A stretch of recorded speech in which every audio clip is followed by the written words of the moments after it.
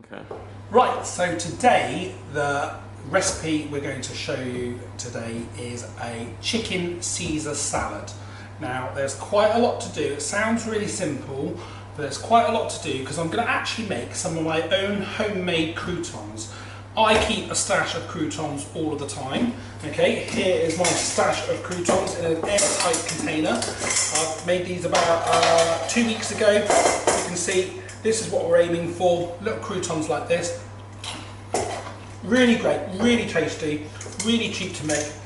A good way to use any old bread that you've got, any bread that's just about to go out of date, so the day before it goes out of date, you can make some croutons with it. Really simple. You can store them away in an airtight container and use them for soups or salads. So I've actually got a baguette here. Any bread will do. So whether that's a sliced loaf bread, any bread will do. But I like to use baguette. So I'm just going to do, I like to make them quite big, so I'm going to make, cut them in quite big chunks. Oops. Cut them in quite big chunks. You can use a bread knife. In school I want you to use a bread knife. I like to use my big Chinese cleaver. I grew up using a Chinese cleaver. You can take a little bit more time when you cut this up. Okay, so hands well out of the way when you're using a knife. Okay, use that claw grip that I showed you before, where your fingers are well out of the way. So if you can just see, my fingers are well out of the way because I've got my claw grip. Okay, but I'm just going to cut them into really big chunks like so, and then put them inside my baking tin. So cut it into 4s or 6 like that, nice and quick. You can, like I say, use a bread knife, use any type of bread, whether that's wholemeal bread, white bread, sliced bread, bloomer loaves, baguettes, anything will do. And the best kind of bread to use is actually bread that's just going a little bit dry and a little bit stale, okay, because it gives a crunchier crouton. So I always, like I say, keep a stash of croutons for soups and salads. Really great to add a little bit of crunch, a little bit of texture to other things. And actually when nobody's looking, I like to sneak them in instead of a packet of crisps. And there we go, I've got all my bread chopped up. Okay, I'll put that out of the way. I've got some olive oil. I'm not using expensive olive oil, just mild and light tasting olive oil for frying, baking and roasting. I'm just going to use a very cheap olive oil compared to the others. So like they do on the TV, I'm just going to put my thumb over the top and then put a bit of oil on. Just coat it all. I'm going to get my hands a little bit dirty and just mix it up. But if you want to just use a spoon, you can, but I'll just wash my hands. I'm just going to mix it up. Just get all the oil onto the bread, like so. So olive oil is the best to use because it's got a bit of flavour, but you can use things like rapeseed oil as well. That's really tasty. It's got lots of nice flavour, really deep flavours in it. I wouldn't use any sunflower oils or anything like that. They haven't got enough flavour in. So that's all I do. Pop them in the oven. The oven I've already set preheated at 200 degrees Celsius. So when you come into school, the first thing I want you to do, empty the oven of anything it's got in it, put it on 200 degrees Celsius, get it going, then cut your bread, put your olive oil on, and then we can slide it straight in, and then I can show you the rest of the Caesar salad and how I'm going to make it. Okay, brilliant. So this is going straight in the oven.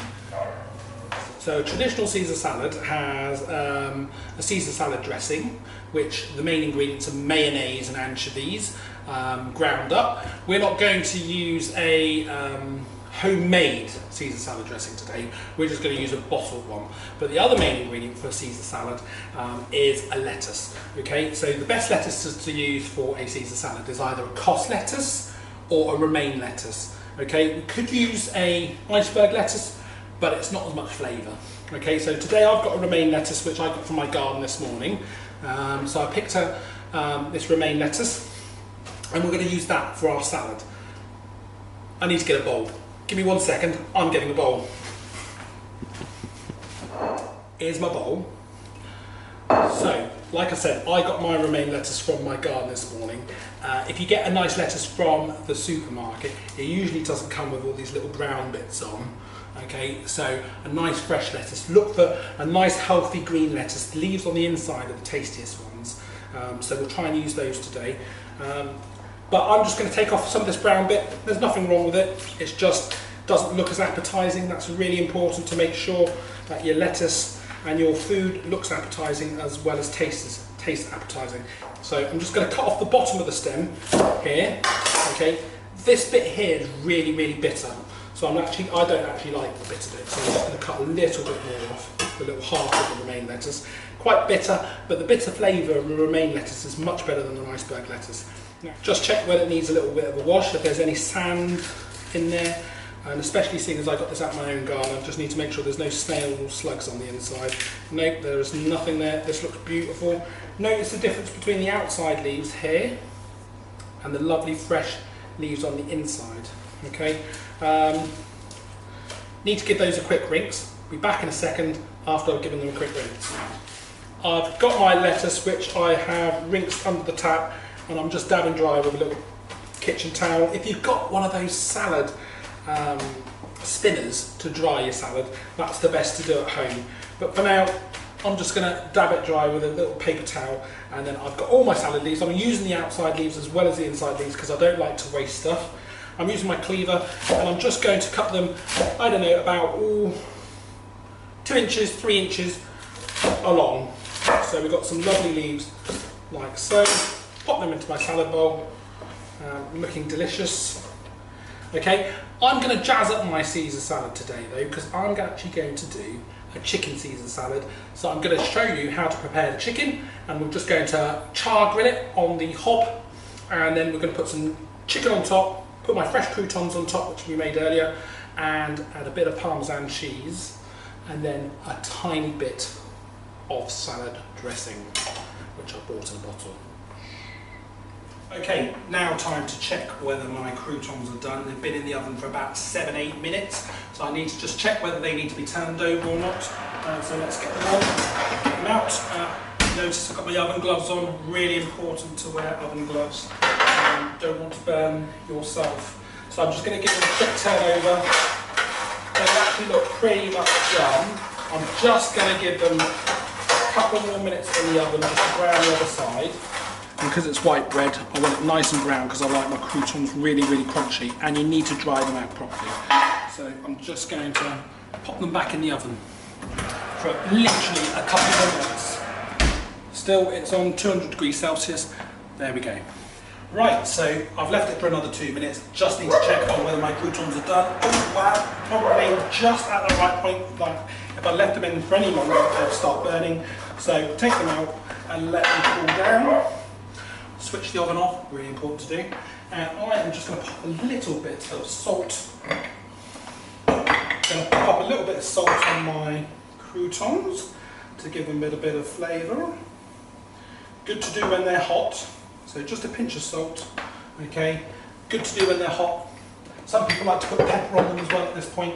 I'm not going to. I'm just going to pop my oven glove on and give them a good stir. Have a taste of one of these croutons. Perfect. So for my chicken Caesar salad, I've got a chicken thigh here. I don't want this bone, so I'm going to take the bone out. I would recommend, if you don't want to do this bit here, we haven't got enough time in today's lesson to actually debone or deskin a chicken. So I want you to bring a breast of chicken in. Bring a breast of chicken in, or a thigh that you've already done at home, maybe your mum's done with you, to take out the bone. If again you are a vegetarian or you don't want to use chicken, that's fine, that's not a problem. A Caesar salad doesn't necessarily come with chicken. I just like to use a chicken Caesar salad. So there's my thigh, okay, there's no bone in there. I've taken a bit of the fat out. I'll try and take a little bit more out, and a bit of that sinew there. Okay, there we go. So I've got my thigh, and I'm just going to actually place that in a char grill pan. A little bit of salt and pepper on either side is perfect. I'm actually going to be a bit cheeky, and I'm going to just add a little tiny bit of paprika. If you like paprika, bring some paprika powder in, and we can sprinkle a bit of that on. I'm just going to put a bit of salt and pepper and paprika. I've got a char grill pan here. In school we have a couple of these, but if you want to use a frying pan, just put a little bit of oil in, that's fine too. I am actually just going to put a tiny bit of oil in, okay, just a tiny bit of oil, so then my pan stays nice and well oiled, and it makes it easier for cleaning afterwards. I'm just going to put a tiny bit of oil on there. Not too much, because we're not shallow frying. We're just dry frying. So get the pan hot, always get the pan hot before you put your meat on. So I need to use oven gloves with my pans because they don't have nice insulated plastic handles. So let's just put our piece of meat on. And you should hear that lovely little sizzle as it hits the pan. That shows me that my pan was hot enough. Right, bear in mind, chicken really must be cooked all the way through before you can eat it. So I'm using my tongs here, which have touched the raw meat, and I will start using a dry spoon afterwards once the meat is almost cooked and sealed on the outside. Okay, so if I use this all the way through, all those bacteria, all those germs, the E. coli, the salmonella will stay on my tongs, and when I touch my cooked meat later on, that would be an issue. So I'm just putting it in the pan there, and we'll let it char grill. The pan, and just flip that chicken over. Oh, it's looking lovely. Haven't burnt char grilled and char brown as much as I'd like it to. Yep. So we'll just leave that on there, cooking for a little bit longer. Okay, so just going to check my chicken on the other side. Okay. Notice I'm still using the tongs. This is the last time I'm going to use them. I'm going to use my little spoon from now on because I touched the raw chicken with this. But I'm just going to pop that in the wash now. I can see it's still pink on the inside, okay? But I want a nice, really nice char grilled flavour to my chicken, so I'm going to leave it a bit longer anyway. I'm going to put the hood on. So you won't be able to hear me anymore once I switch the hood on.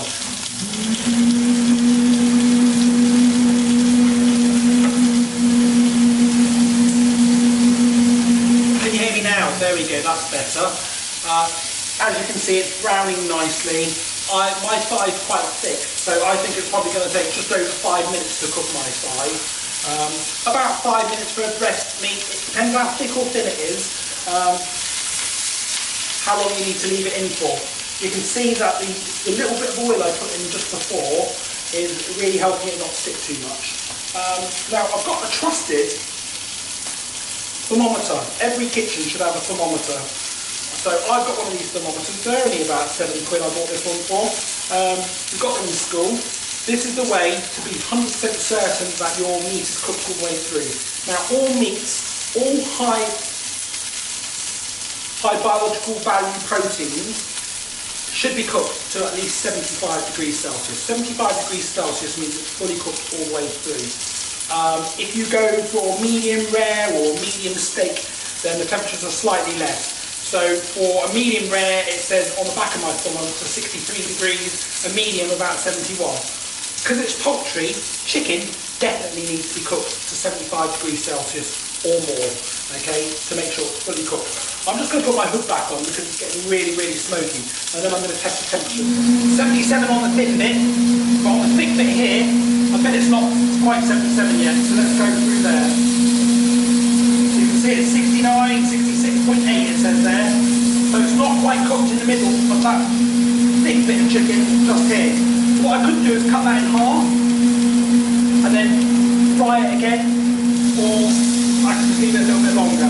87 degrees on this thin bit over here, so that's definitely cooked. All this section here is cooked, it's just this little bit here is not quite cooked yet. That's why this thermometer is really useful. I can see it's not quite cooked because I can just see a tiny little bit pink here as well. Right, so I've got this bit of chicken, it looks well cooked now. So I'm going to pop it out onto my plate, turn off the cooker hob, and I'm actually just going to one last time check my thermometer whether it is actually cooked. There we go, 75 degrees Celsius, it's just hit it. Okay, there's my bit of chicken. I'm just going to cut that up, ready for my Caesar salad. So nice big chunks of chicken, 75 degrees Celsius, all lovely, beautifully cooked. And you see on the inside there, beautifully cooked on the inside, 75 degrees Celsius. I'm going to actually leave them in quite nice big strips because I like nice big strips. On top of my Caesar salad, okay, like so. And then I'm going to add some croutons.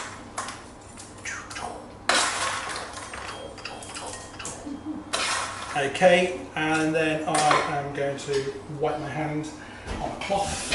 Got a bit of meat on it. There we go. That's right. Then I'm going to put some Caesar salad dressing on, and a lovely bottle of Caesar salad dressing. Oops, there we go. That's perfect. Lastly, I just need to add a tiny little bit of Parmesan cheese. I'm going to grate it on afterwards to make it look beautiful.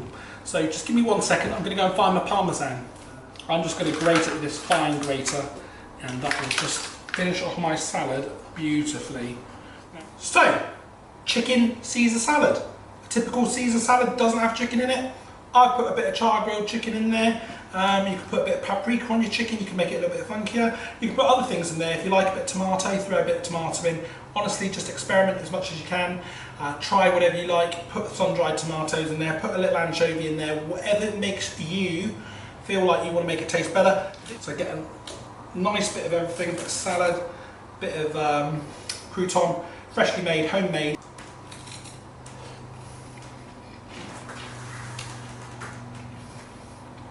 For a healthy salad, this is delicious. Absolutely delicious. I'm going to have another spoonful. Delicious.